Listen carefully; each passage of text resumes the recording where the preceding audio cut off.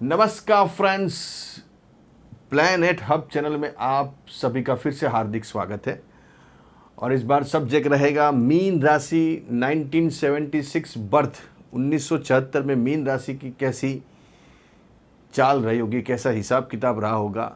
4 planets को main मद्देनज़र रखेंगे। एक गुरु, केतु, राहु और शनि, ये 4 प्लैनेट्स को ध्यान में रख के आपकी कुंडली का थोड़ा अभ्यास करेंगे। दूसरे प्लैनेट्स हमारे पास नहीं है, सूर्य, बुध, शुक्र, गुरु, अपना मंगल, ये सब प्लैनेट्स हमारे पास नहीं है। हमारे पास खाली 4 प्लैनेट्स मेजर है और एक आपकी राशि का चंद्र है। फिर भी ग्रहों में कितने पावर्स होते हैं, कितनी सत्यता होती है, वो आपको मालूम पड़ेगा। यहाँ बात करेंगे मीन राशि 1976 के बारे में। लग्नेश गुरु 1 मार्च के बाद गुरु यहाँ मेष राशि में आ गया और 1 अगस्त के करीब करीब वो रहा मेष राशि में, उसके बाद वो वृषभ में चला गया है। तो पहले बात करेंगे 1 मार्च से लेकर 1 अगस्त के बीच में। यहाँ गुरु तो बढ़िया ही था, उनको जो 1 जनवरी से लेकर 1 मार्च तक में जो है उनको कोई समस्या ज़्यादा नहीं है। यहाँ गुरु मीन राशि का है, वो आपको बढ़िया ही गिना जाएगा, क्योंकि गुरु की जो नज़र है वो सप्तम नज़र, पंचम नज़र यहाँ, सप्तम यहाँ और खुद भाग्य स्थान के ऊपर। अगर आपका मंगल तेज है मीन राशि में और गुरु यहाँ बैठा हुआ है आपका, तो आपके न्यारे व्यारे हैं। ये कुंडली में ज़्यादा कोई पॉइंट ज़्यादा देखने जैसा नहीं है, कुंडली बढ़िया ही है। लेकिन बात जब यहाँ गुरु आता है 1 मार्च के बाद, तो यहाँ एक देखने वाली बात बन जाती है। क्यों कि आपकी राशि का जो लॉर्ड्स है वो गुरु केतु की पकड़ में जाके बैठ गया। और केतु एक ऐसा पाप ग्रह है जो हर चीज़ को डिले में ले जाता है। वो शनि का भी पिताजी है।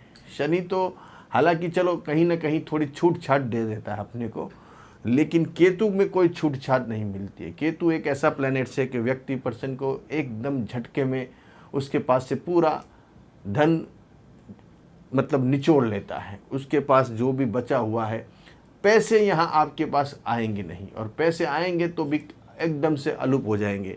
जैसे धन समस्या आपको बरसों से आपने जब भी देखा ही नहीं कि पैसे कैसे कमाने, कहाँ से कमाने, पैसे कैसे होते, वो आपने जीवन में कभी भी देखा नहीं। कौटुंबिक वाद विवाद आपके साथ भरपूर रहा हुआ है, क्योंकि यहाँ जब भी केतु के साथ गुरु बैठ जाता है तो कुटुंब, फैमिली वाले अपने आप आपके एनिमीज, दुश्मन बन जाते हैं।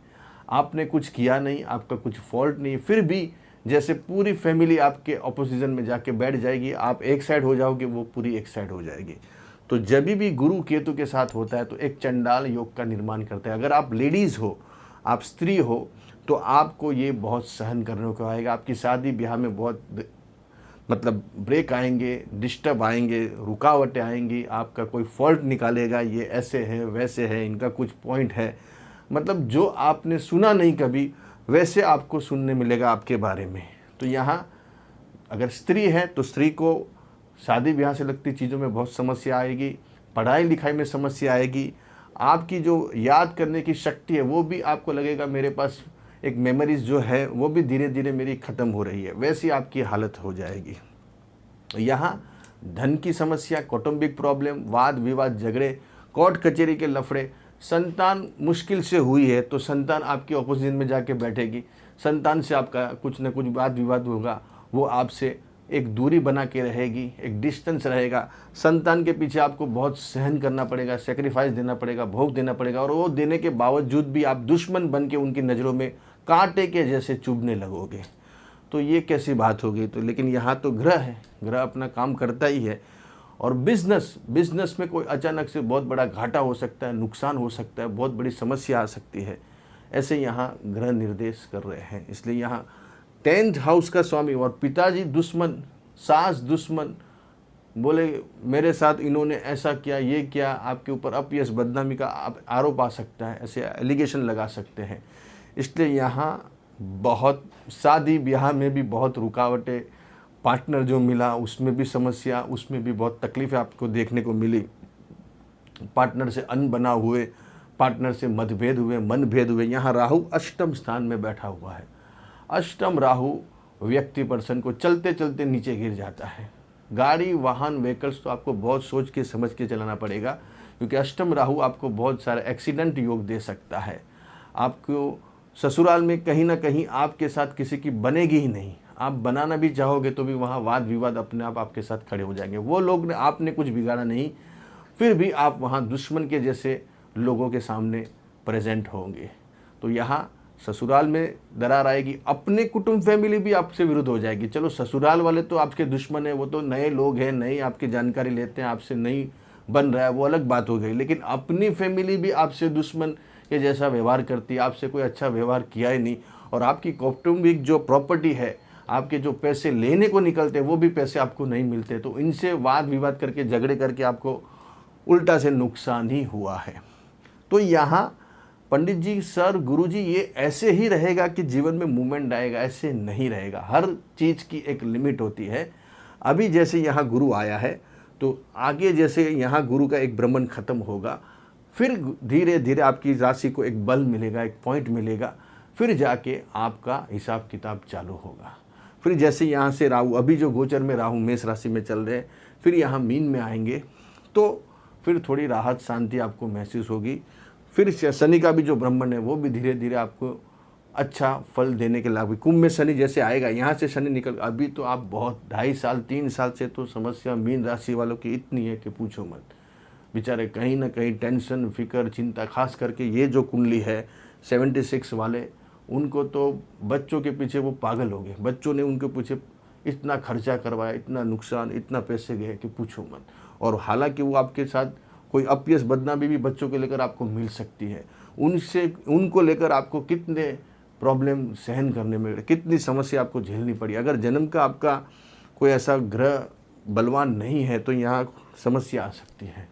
इसलिए मेन कुटुंबिक झगड़े अभी भी थोड़ा संभल के काम करना, जब तक ये थोड़ा गुरु मार्गी नहीं होता। इसके बाद आपका जीवन फिर से पटरी पे आगे ग्रह आपके अच्छे हैं, आगे कोई समस्या नहीं, आगे आपको कोई दिक्कत नहीं आएगी। बात करते हैं वृषभ राशि में। जैसे यहाँ गुरु आएगा तो क्या होगा 1 अगस्त के बाद। 1 अगस्त के बाद गुरु आते ही मतलब यहाँ इसमें आ जाएगा, किस में, वृषभ राशि में। तो ये एक आपको थोड़ी शांति राहत हुई है, क्योंकि यहाँ केतु की पकड़ के निकल कर गुरु यहाँ आ गया है। 1 अगस्त के बाद जिनका भी जन्म हुआ है उनको लाइफ पार्टनर, बिजनेस पार्टनर से समस्या नहीं रहेगी। उल्टा से उनके आने के बाद उनका नसीब कोई चमकेगा। पहले थोड़ी रहेगी, नया नया पात्र आएगा, फिर आप थोड़े दोनों के बीच में मतभेद मन में थोड़े चले गए, लेकिन फिर भी थोड़ा 36, 37, 38 जैसी गई है। उसके बाद आपकी गाड़ी पटरी पे उनके साथ फिर से आपके रिश्ते बनने लगे, फिर से आपका मन उनके साथ जो भी है वो सेट होने लगा। तो यहाँ गुरु एक अच्छा पॉइंट देता है। गुरु खुद भाग्य स्थान को भी देता है और गुरु खुद 11th हाउस को भी देखता है। तो यहाँ अगर आपका 1 अगस्त के बाद का जन्म है तो आपके लिए शुभ है, आपके लिए कोई ज़्यादा इतनी चिंता वाली बात नहीं। लेकिन यहाँ जो है उन्होंने जो टाइम निकाला है वो वही जाने जो 1 अगस्त से पहले जो जन्म हुआ है उनकी बातें कर रहे हैं। तो घर, कौटुंबिक, फैमिली इनका विरुद्ध बन गए, बड़े भाई बहन ये सभी उनके दुश्मन बन गए। उनको कुछ समझ नहीं आता कि भाई मैंने किया क्या, आपका कौन सा कुछ चीज़ बिगाड़ी भी नहीं, फिर भी आपके दुश्मन बन के वो खड़े हो गए। और नुकसान पैसों में, रुपयों में कितना हुआ, बिजनेस भी सेट नहीं हुआ, जॉब करने गए तो जॉब का भी कोई ठिकाना नहीं, कैसे जीवन निकाला आपने। अभी वो जीवन निकल गया, अभी वो वापस फिर से वो समस्या आपको जीवन में कभी नहीं आएगी। देखना ये थोड़ा गुरु जैसे आगे बढ़ेगा, मार्गी होगा, फिर आपका जीवन फिर धीरे धीरे सेट होने लगेगा। ऐसे और क्यों ना लेके आऊँगा। तब तक के लिए नमस्कार।